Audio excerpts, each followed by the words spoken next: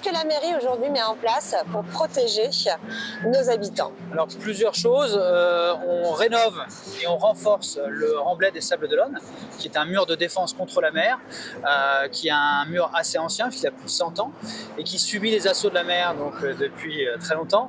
Alors, tout ça, c'est bien ces travaux sur les risques de submersion, mais il y a aussi quand même un avantage d'avoir l'océan.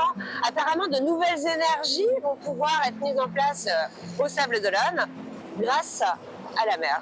Oui, donc depuis 2 ans, l'agglomération des Sables d'Olonne travaille à la mise en place de la géothermie de la mer, on appelle aussi thalassothermie. En fait, Thalassothermie, ça c'est un très joli mot. Ah oui, alors c'est l'énergie de la mer. En fait, on va profiter des calories, de la chaleur de l'eau pour pouvoir chauffer à terme 17 bâtiments publics et privés dans le centre-ville des Sables d'Olonne. D'accord. En fait, on se rend compte que la ville met en place beaucoup de choses pour protéger notre ville et les bâtiments.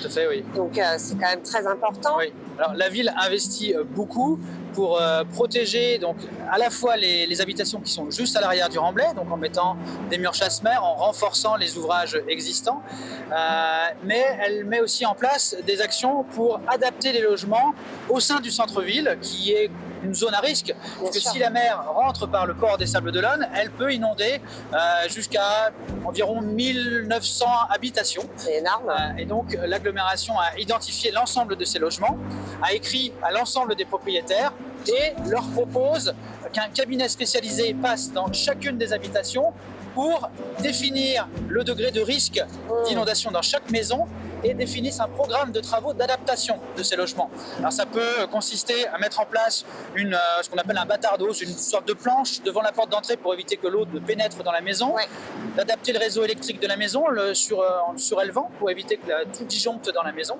Donc c'est ce genre de travaux qui sont ensuite financés par un fonds spécifique de l'État, le fonds Barnier.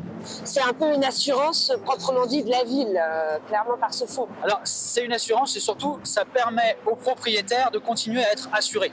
C'est-à-dire qu'en ayant une habitation qui est adaptée au risque de submersion, les dégradations de la maison vont être moins importantes et donc les assureurs vont pouvoir se dire bon, écoutez, vous avez fait des efforts, je continue d'assurer votre habitation puisque si l'eau pénètre dans votre maison, les dégradations seront minimes.